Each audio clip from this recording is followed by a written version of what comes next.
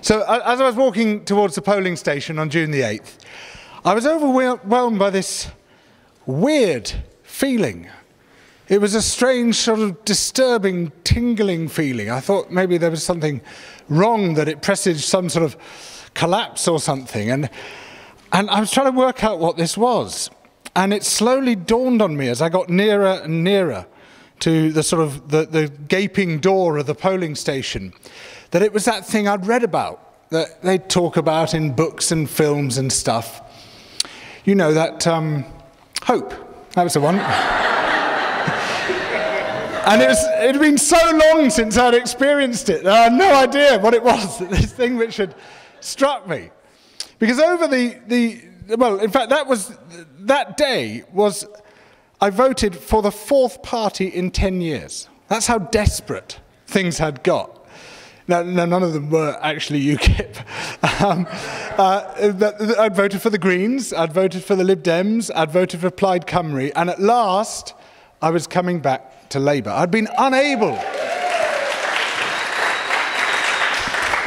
I'd spent years, literally years, documenting the Private Finance Initiative, fighting the Iraq War. I mean, not fighting the Iraq War, sorry. Fighting to try to stop the Iraq War from happening. Fighting the destruction of hope, the triangulation which made politics an almost pointless exercise. And I just couldn't vote anymore for the Blair and Brown governments. I just couldn't find it in myself to do so. And I found the hope crushed out of me. And so I looked around, and, you know, my tendencies have strongly been with the Green Party for quite a long time. And, you know, I think it's great. But, you know, the prospect of it getting into government was, well, shall we say, not very high. But here I was coming down to the polling station for the first time, really almost in my adult life, and thinking I could vote radically to change things today. If the party I'm voting for is elected, everything could be flipped. But my hope went beyond the excitement of what was in the manifesto, fascinating and thrilling as that was, because the real source for me was the fact that here is a party now, under Corbyn and MacDonald and the rest, which is open to new ideas. And new ideas is what we so desperately need. Here's a party which is on a deliberate search to find a new way forward, to find a path that can help us find our way through the 21st century with all the horrendous hazards we now face. A party which doesn't want to remain stuck wherever it happened to land. And it's that path we so desperately need to find. But my feeling also was that, wonderful as the manifesto was, as a complete break from the politics of both the Conservatives and the triangulation of New Labour, it was itself, in some respects, for reasons I'll explain in a moment, stuck in the past. And that there are all sorts of ways in which it needed to leap over some of the things that were in the foreground and get to a bigger picture beyond. And the reason I felt this was that over the preceding couple of years, I'd had what for me, they might not be for you, but what for me were 4 revelations, 4 things which completely transformed my perception of politics. And seeing them now, and they seem so obvious to me, I find it very hard to understand how I couldn't see them before. But we all get locked within our own narrow view. People say we have blind spots. We don't. We have perception spots, tiny little pinpoints of light, as everything else around them is darkness. And things are brought into salience by the media or by powerful figures, and we sort of stare at them, and that's all we can see. But all the stuff that surrounds them, all the stuff that's behind them, we miss. But I felt I saw, well, I had another little perception spot maybe, sort of 4 little perception spots, which helped me to see a bigger picture. And the first of these was that the politics of at least the last 70 years, and perhaps longer, have been dominated not so much by political leaders or by political parties, but by political stories. That when the Keynesian story, the grand social democratic narrative, really began to get traction in the 1940s, it captured political thinking right the way across the spectrum. Conservatives became Keynesians. Republicans became Keynesians. Everyone, as Richard Nixon is reputed to have said, is a Keynesian now. It's remarkable the way in which that idea infected everyone's minds, and everyone thought, well, that's the common sense. Of course, that's the way it should be. That's just obvious. It's obvious that this works. And for 30 years or so, that was the dominant political narrative. It didn't matter what your party history was, what the character of your leader was, what your official colours were, you were a Keynesian. And then Keynesianism ran into trouble in the 1970s for various reasons, exogenous and endogenous, as Gordon Brown might say, and suddenly neoliberalism was on the scene. This sort of very virulent, extreme form of capitalism just swept through. It had been developed, incubated for 30 years or so by people like Friedrich Hayek and Milton Friedman, Ludwig von Mises and others, and they'd built it, but quietly in the background, and then suddenly, bang, it comes in the late 1970s, and overnight almost, everyone became a neoliberal. Labour became neoliberal, the Democrats became neoliberal. Again, regardless of party history, regardless of leader, regardless of colour, they all became neoliberals.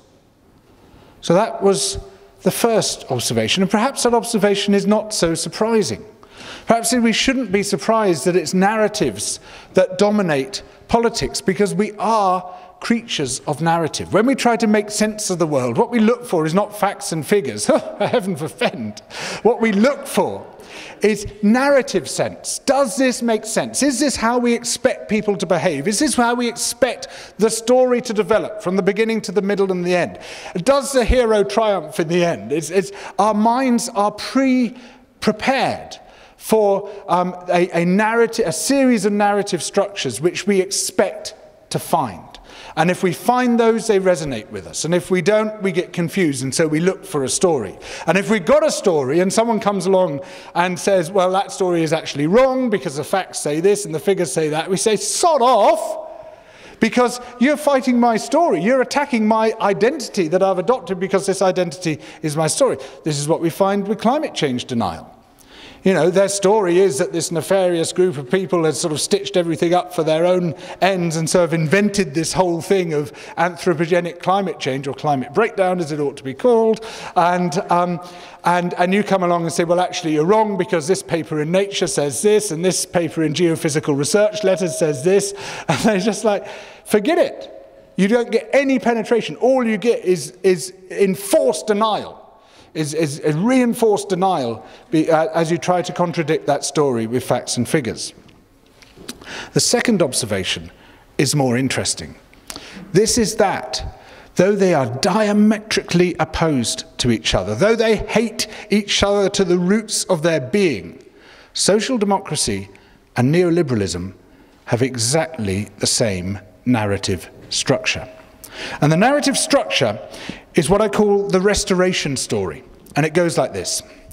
Disorder afflicts the land, caused by nefarious forces working against the interests of humanity.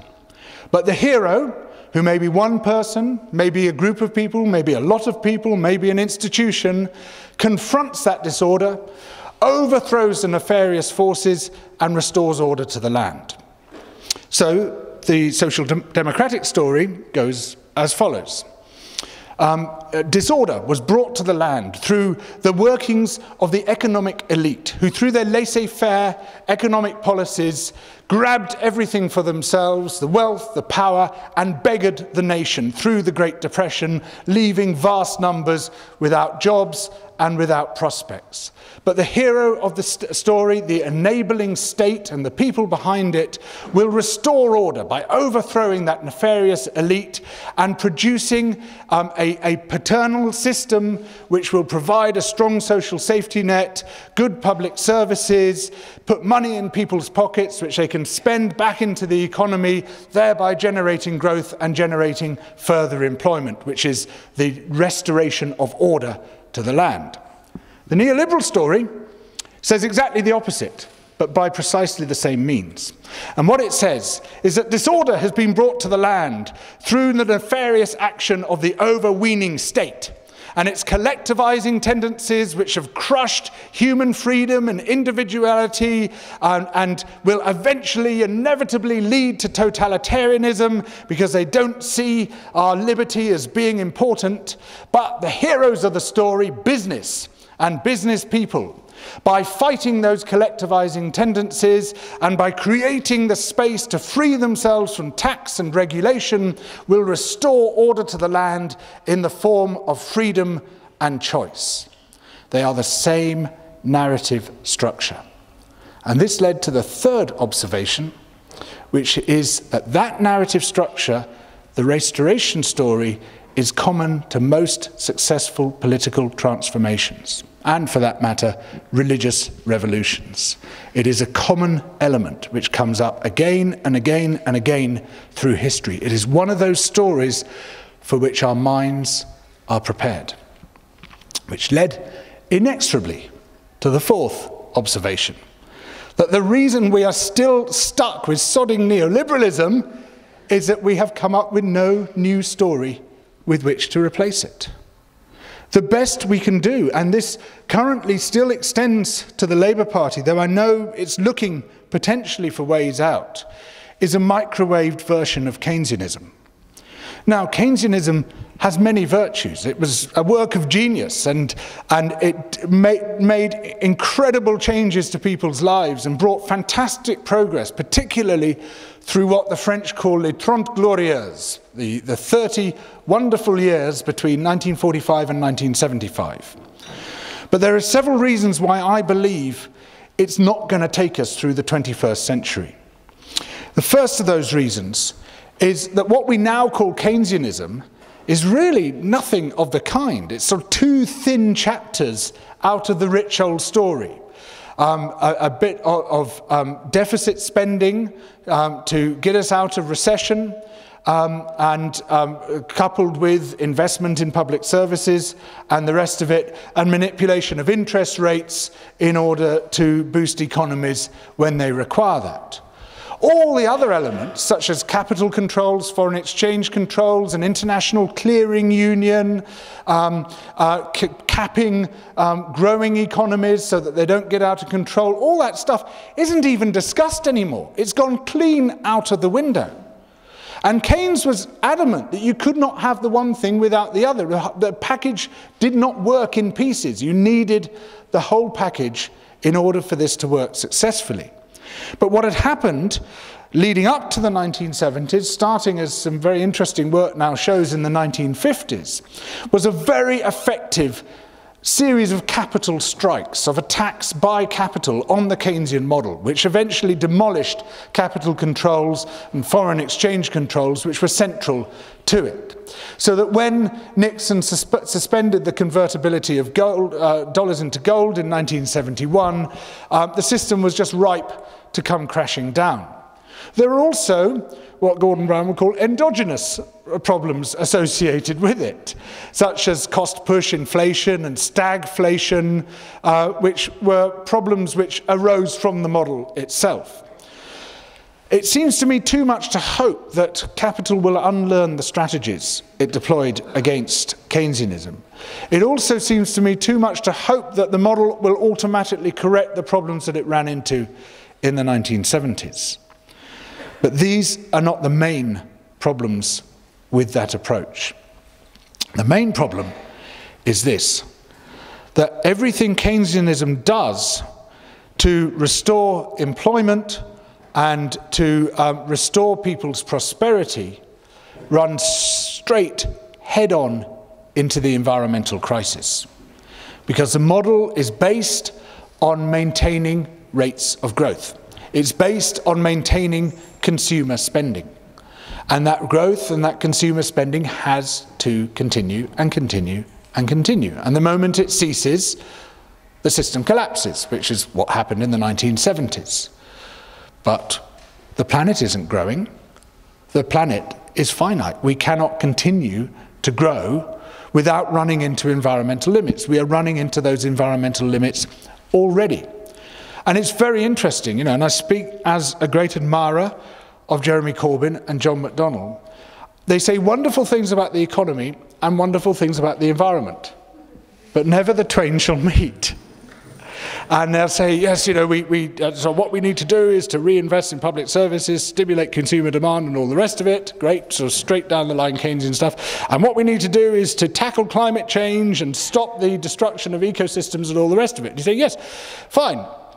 I can see the logic in both statements, but where do they meet? And what I don't see is any attempt to reconcile Keynesianism and its deficit spending and consumer stimulus with environmental protection, because it's very hard to see how you can possibly do that. And that alone makes it almost impossible to see how that can be the fit ideology for the 21st century. It was a great one for the 20th century. But an effective politics is about looking forward to a better future rather than back to a better past. Effective politics means producing a new narrative for the times in which we live. A narrative that is positive and propositional rather than reactive and oppositional. A narrative which tells us where we are, which places us in the present, explains our predicaments, and looks towards the future to which we might reach. And it's my belief that until such a narrative comes along, not very much changes. Certain things change, but not the real fundamentals. And when such a narrative comes along, everything changes. You cannot dissuade someone from their old story until you have a new one with which to replace it. And when the right one comes along, it will infect the minds of people across the political spectrum. So that's all we have to do. A grand new restoration narrative. Oh, and it has to be based in fact, not on bullshit, because we get nowhere that way. It has to have that nice structure, it has to have a happy ending and all the rest of it. And it has to guide us through the 21st century. Quite a lot to ask, you might think. But I believe there is one just waiting to be told. And it goes as follows. Over the past few years, there's been a remarkable convergence of findings in a whole range of different academic disciplines. In neuroscience, in psychology, in social sciences, anthropology, evolutionary biology. And they all point to the same remarkable conclusion, that human beings are spectacularly, and this is to quote an article in the journal Frontiers in Psychology, are spectacularly unusual when compared to other animals. You might think of all sorts of ways in which we are, but in this respect, they're talking about our capacity for altruism. This is a really bizarre and extraordinary thing about human beings, that by comparison to any other species, we are way, way out, off the end of the spectrum, when it comes to altruistic behavior. We also have an extraordinary capacity for empathy and an extraordinary capacity for cooperation. These are the fundamental facts about human beings, and they are intrinsic to our being. We evolved to be like that. And we evolved to be like that because there we were in the African savannas, the slowest and weakest of all the large mammals in a world of horns and tusks and fangs and claws. We were not going to make it alone. We were not going to get out of there if we tried to do it by ourselves. The only way we could do it was by developing this extraordinary capacity for cooperation, which had to go beyond mere reciprocation, I'll scratch your back if you scratch mine, but to a much higher level of a generalized cooperation. I'm going to be nice to everyone in the expectation that everyone's going to be nice to me, because you had to make alliances which leapt over the immediacies that you confronted because our situation was so dire. And so we evolved these hyper-social minds, these extraordinary, weird capacities for altruism and empathy. But the tragedy is, we don't see it like that. And this is where the land has been thrown into disorder to go to the restoration narrative. We have been induced to believe we're quite the opposite, that we are selfish, grasping. Homo economicus is what the economists call us. A lovely article I read said Homo economicus is an excellent description of chimpanzees. That's basically how they behave. You grab what you can for yourself, and very seldom do you share anything with anyone else. But it's a really bad description of human beings. We just aren't like that. But it's constantly drummed into us, not only that we are, but that we ought to be like that. That extreme individualism, extreme competition is good. Greed is good. Selfishness is good because it'll create a bigger economy and enrich certain people, and that wealth will trickle down, as we all know, to enrich everybody else. That's the story we're told, and it's told with such persuasive force that we have absorbed and internalized and reproduced it and have come to believe it ourselves. And it's reinforced by our perceptions because, naturally we are on the lookout for danger all the time. So what becomes salient in our minds is people's really bad behavior and dangerous behavior, which we have to avoid. And 1% of the population are reckoned to be psychopaths. Sadly, most of them seem to be in positions of power. And so there are dangerous people around, there's no doubt about it. But they are not the human norm. For instance, we think of the Charlie Hebdo attacks in Paris, where these two complete lunatics, these dreadful, horrible people, went around murdering innocent people. And we look at that and say, well, aren't human beings terrible? What a bad lot we are. I mean, look, we could do that sort of stuff. We've got it in all of us. Any of us could do that tomorrow. Don't you feel like going around tomorrow with an AK-47 and shooting a few people? Yeah, that's what we believe we are, that it's in us, and that we too could do that. But we forget 3.7 million people came out on the streets of France in protest against that and in solidarity with the victims and in saying this shall not pass. Millions more came out on the streets of other nations in response to the same event, in solidarity with people they had never met. That, my friends, is the human norm. Not those two people who did that terrible thing, but the millions of people who did that very ordinary human thing. That is what we are. Every day we perform countless acts of altruism so unconsciously that we are unaware we are performing them.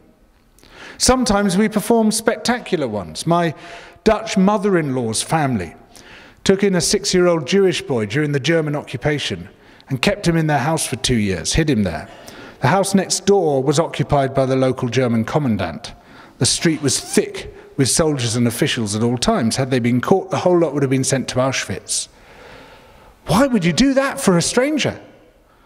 If we saw any other animal doing anything remotely like that, it would be all over the Daily Mail tomorrow. Oh, look at this, there's weird behavior. I mean, it would be everywhere.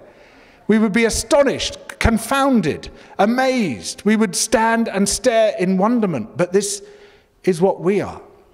But that remarkable capacity has been thwarted by various means, thwarted by technology, by changes in the way we work, entertainment and the rest of it, but above all by ideology, by this neo-Hobbesian belief that we are really engaged in a war of all against all, that the state of nature is solitary, poor, nasty, brutish and short, whereas in fact it is exactly the opposite. And we, the heroes of the story, the ordinary people of the land, can, not by changing human nature, but by revealing human nature, restore order to the land. And we do so by doing that thing we are so spectacularly good at, which is cooperating. Part of this transformation, and Labour is already a long way along this road, it just hasn't fitted it into the narrative structure yet. Part of this transformation is building community, rebuilding politics and rebuilding society from the ground up. And what that means, part of what that means, is creating what's called a participatory culture. community projects, which more and more people join until they coalesce into what people call thick networks. An example is what happened in Rotterdam with a project called De Leeszaal, the reading room, which started in a disused Turkish bathhouse, and they created this community hub. There was a reading room, there was a cafe, there were one or two other things that you could do.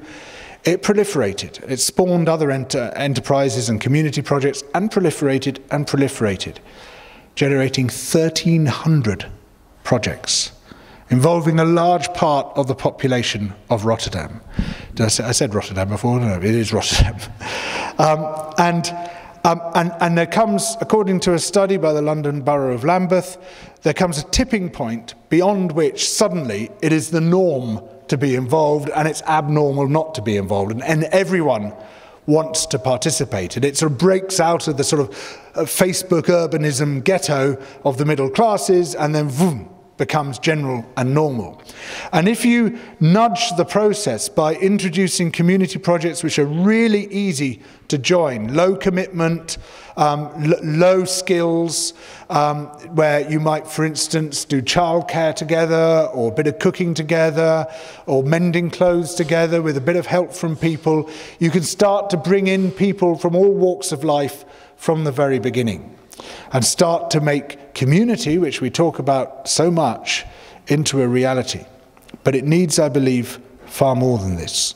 And a true community needs a community economy.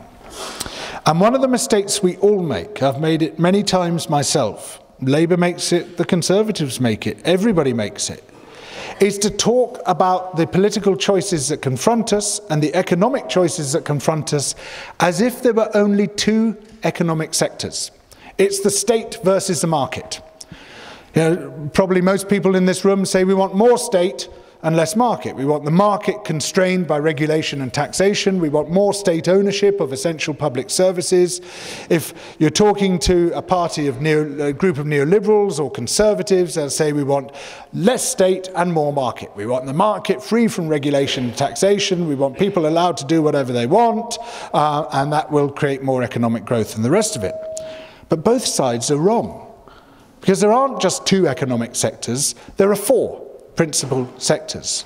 There is the market, there is the state, there is the household, and there is the commons. But we only ever talk about the first two. And this leads to a whole series of problems. Take, for instance, sector 3, the household, or maybe it should be sector 1. Some people call it the core economy. This economy provides a massive subsidy for the rest of the economy, to the state and the market. A huge subsidy because of the unpaid labour of people who are bringing up children, who are taking them to school, who are keeping them fed and watered, without whom there'd be no economy at all, because those children are the future workforce. People who are caring for those who are ill or elderly or have disabilities and helping them and supporting them, without whom the cost for the state would be unsupportable. This is a huge unpaid subsidy being provided largely by women.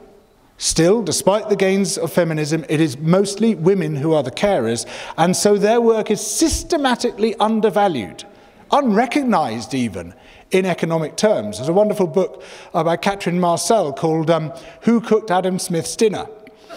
And what it reveals is that while the great man was writing The Wealth of Nations and talking about the state versus the market and all the rest of it, his mother was slaving away, making his dinners and making his bed and washing his clothes and mending his clothes and doing all the things without which he wouldn't be able to function at all, and we would have no wealth of nations. Her contribution, and that of women in general, and that of the household economy in general, was completely left out of the wealth of nations. He was sort of writing as if none of this stuff was happening, while the invisible hands of his mother were doing all the work. So that's one sector we neglect, but the other, the commons. Look, I have to explain the commons. This is how little we are aware of this. The sector of the economy which was once the dominant one, but has been attacked ruthlessly and relentlessly by both state and by market. And the commons consists of three elements. It consists of a resource, which might be land or water, or the internet, or software, or hardware, or knowledge.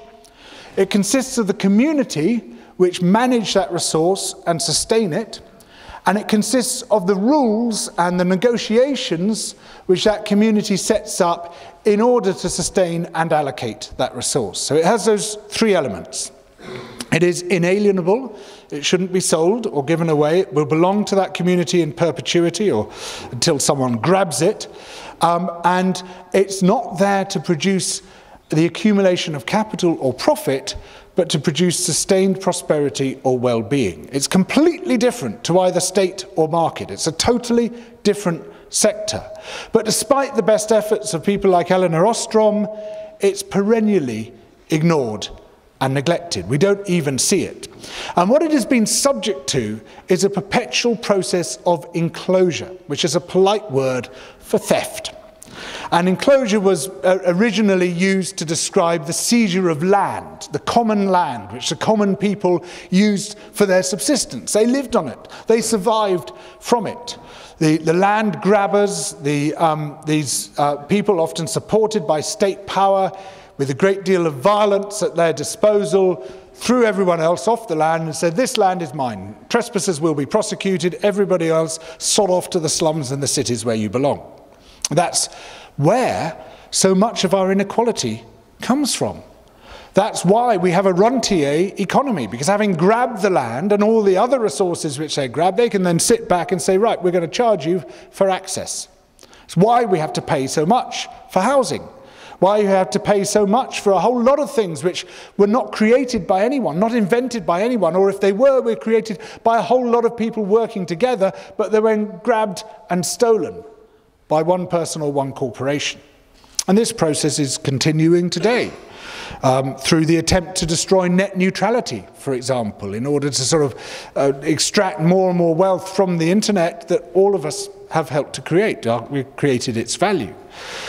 Through the attempt in trade agreements to extend intellectual property so that they can grab genetic material, they can grab plant breeds, they can grab chemicals which naturally occurring in the environment and say this is ours and ours alone.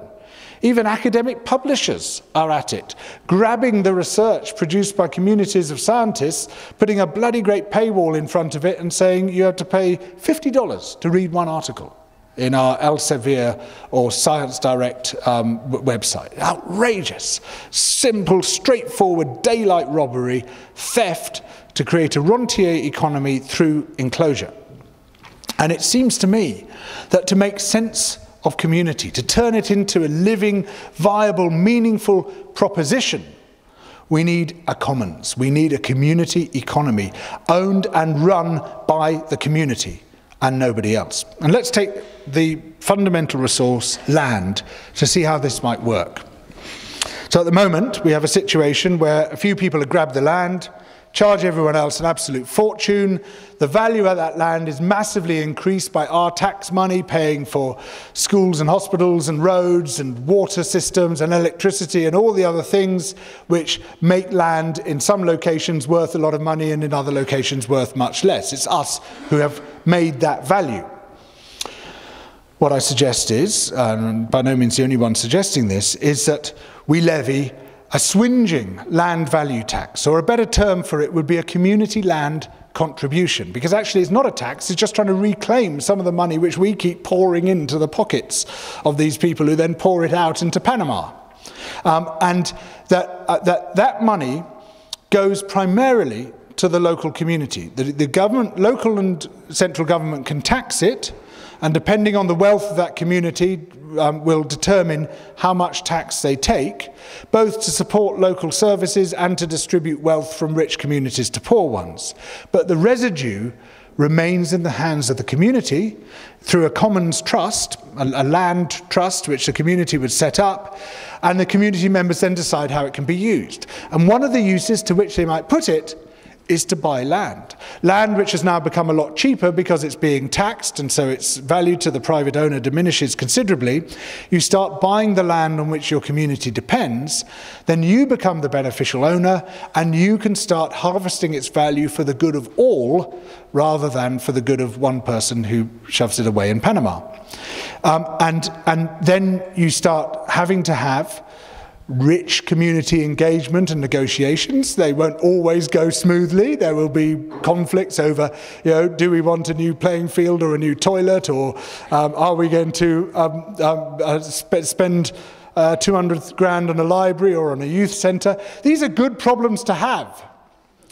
It's a nice thing to be able to argue about how all this money is going to be allocated, this great wealth. Or you could say, are we going to pay ourselves all a dividend from this, a sort of basic income, a community basic income? Another nice problem to have that wealth which should and did belong to us, once more to argue over. And it makes community, it makes democracy in its purest form, and it shows us how we can start to create a true democracy at the national level as well. Because you can't do everything just from the bottom up, important as that is. You also need to change things from the top down. And it seems to me that there are several major changes which are just urgently needing to be made. The most obvious one is to get the money out of politics. At the moment, it is so easy to buy political results, to put politicians in your pockets, to get a law removed or changed, to get tax reduced, that we don't really live in a democracy at all. It would be more accurate to call this a plutocracy. It is outrageous that we still have a situation where, while the amount that a party can spend on political campaigning is capped, the individual contribution that rich people can make is uncapped. They can spend as much as they like, and they can spend money and get a 100-fold return from it.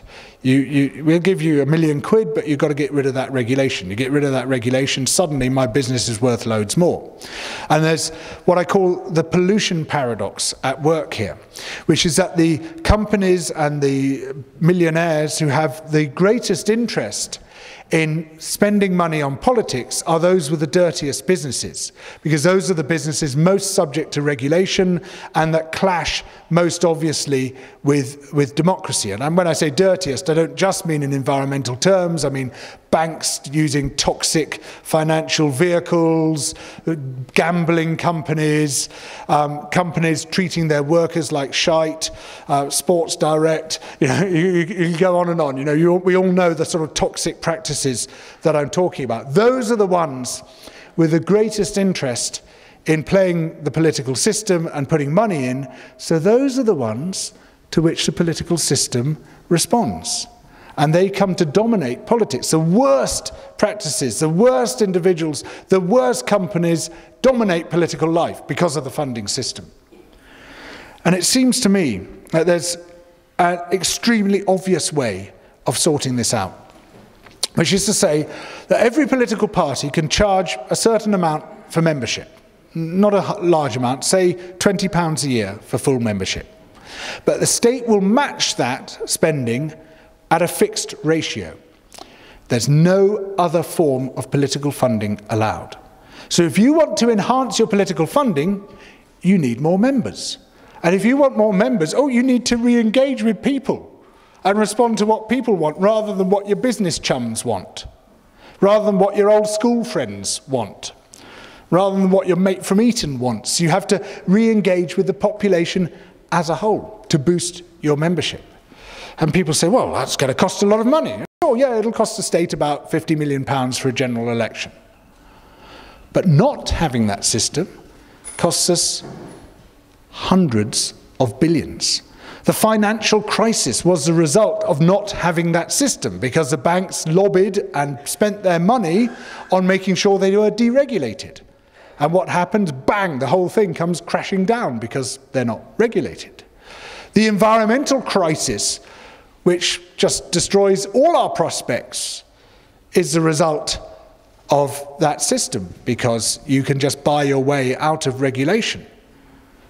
You can't even measure that in terms of money. It goes beyond money. It goes into areas that money can't possibly measure, because our deaths and that of the biosphere cannot be redeemed for money. Economists, please note. And so that's step one, reform the funding system. Step two, reform the electoral system. We're still languishing under first past the post in this system, which means in that some elections the only people politicians bother to talk to are the 400,000 floating voters in marginal constituencies. The rest of us might as well not exist. We can bog off and go to hell as far as they're concerned, because our concerns are not of interest to them because we can't get them elected. Our votes are wasted. That's outrageous. We need a proportional representation system, ideally with a single transferable vote. But even if we had such reforms, even if we made this a much better representative system, I don't believe that is enough. I think that representation has to be tempered with participation. Because at the moment, we have a situation where a government of any colour will say, right, I won the election, therefore I have a mandate to do whatever I want for the next 5 years. And whether it was in the manifesto or not in the manifesto, or whether it was in the manifesto but on page 94 where nobody noticed, where everybody was voting for something else, you claim a mandate for all of that stuff that was in the manifesto. And anyone who tries to challenge you on that, you say, no, but we were elected. You know, you might not like what we're doing, but we were elected, so sorry, tough. Oh, and by the way, if you want to change the political system, why don't you stand for election? So fine, okay, well that means that there's a valid role between elections for 600 people in this country. And the rest of the 60 million, we have no valid role. Well, that's a ridiculous situation. It might have been almost acceptable in an age when the quill pen was the fastest way of administration and the horse was the fastest means of transport. But in the digital era, it is completely outrageous that they should pull such a thing on us, and that they should invalidate our political activity for every day of the year except one day every 5 years. It's absolute madness. Why can't we refine our political choices? Why can't we decide on particular issues?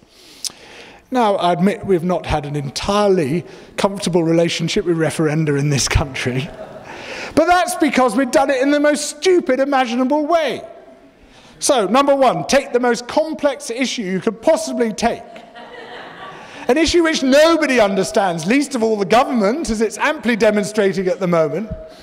Number two, monumentally misinform people about it for several years running. Number three, put them in a polling booth with a simple binary choice about this fantastically complex existential issue which will dominate the rest of your lives and probably screw it up one way or the other, yes or no. So we all know what people voted against. We haven't the faintest idea what they voted for. Did we vote to stay in the single market, but not the rest of it? Did we vote to stay in the customs union? Did we vote to stay in the EEA? What have we voted for? Nobody knows, because we were unable to refine our choice. It's madness. Why can't we have a multiple choice referendum? If we had a referendum which said, here are all the options and here are the implications, you have to then think about it.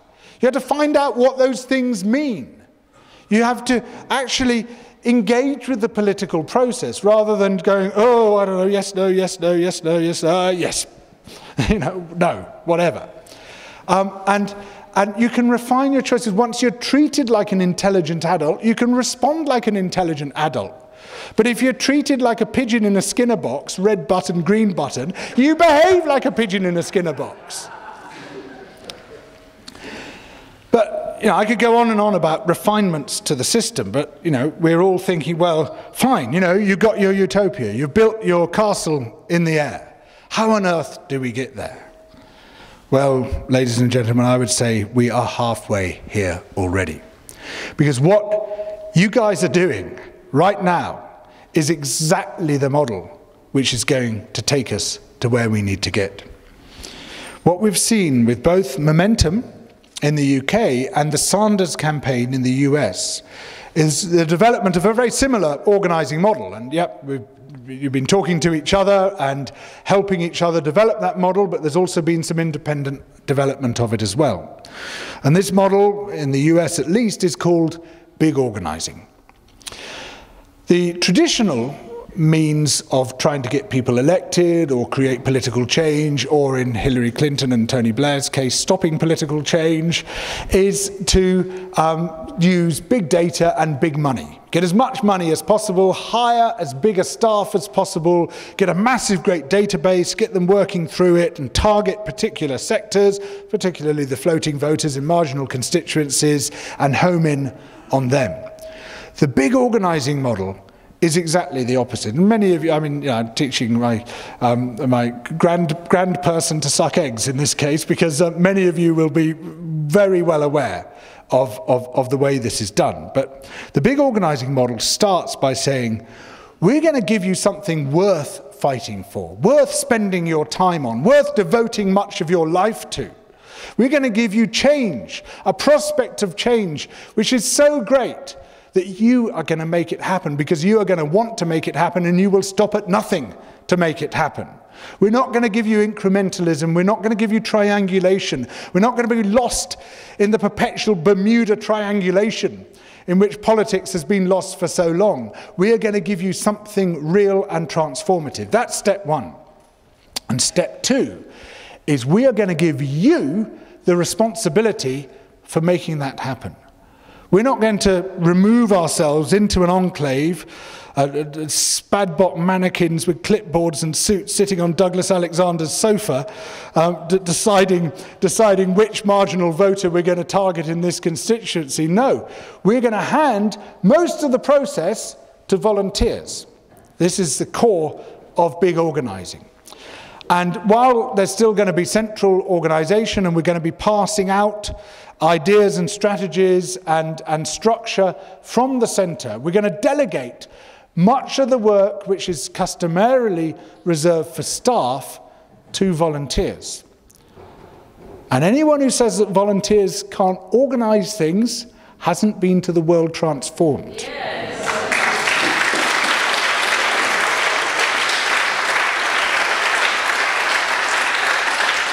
Isn't this amazing?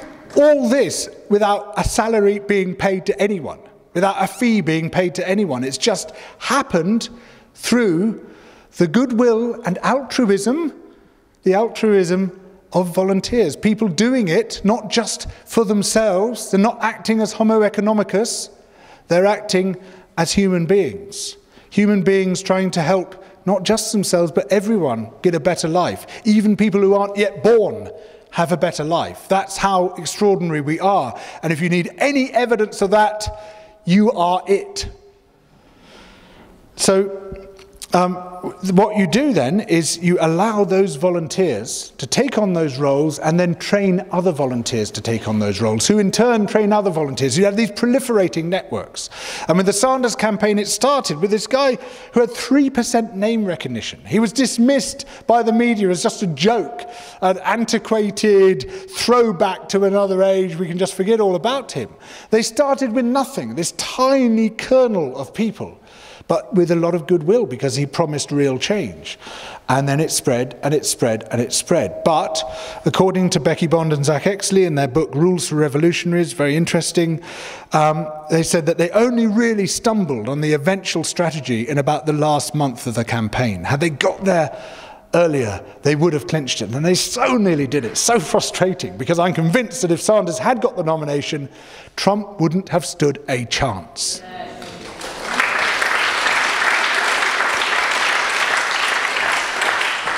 Because Sanders, like Corbyn, spoke to people.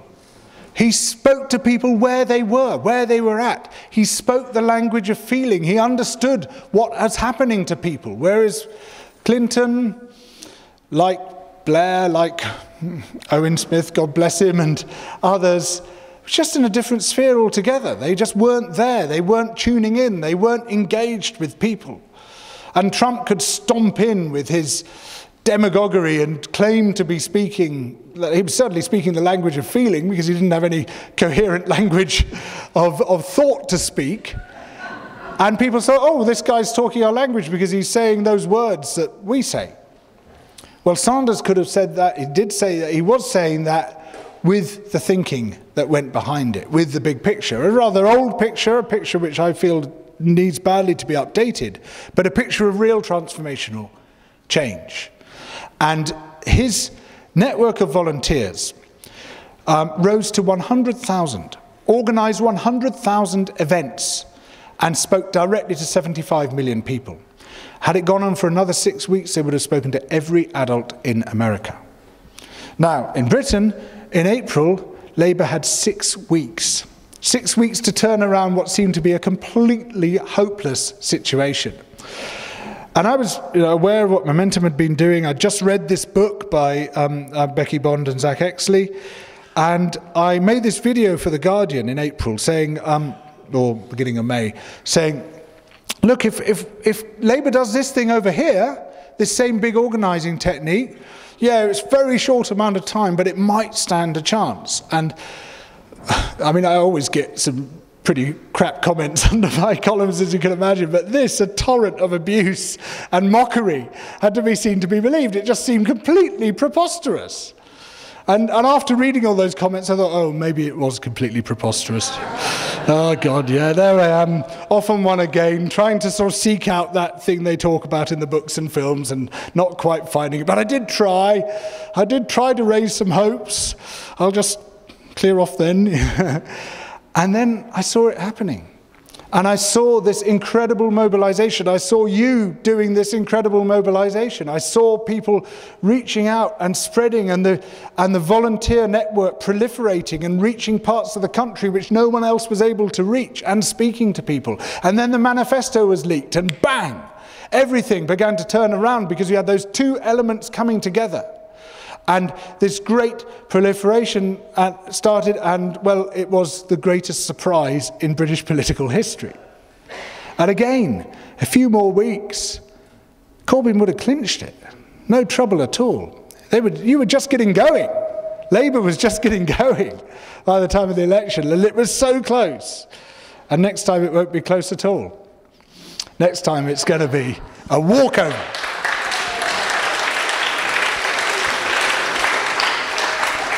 But the key thing in my mind is to ally that fantastically powerful technique with a powerful new political narrative. Because it's no good doing this fantastic mobilization, building up this amazing hope, bringing in an amazing government of great people, if we just go back to the old stories.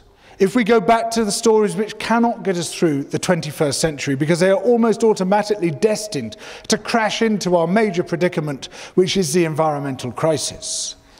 We need the whole new story to go alongside the whole new form of organising. And my friends, I submit that if we achieve that, we become unstoppable. Thank you.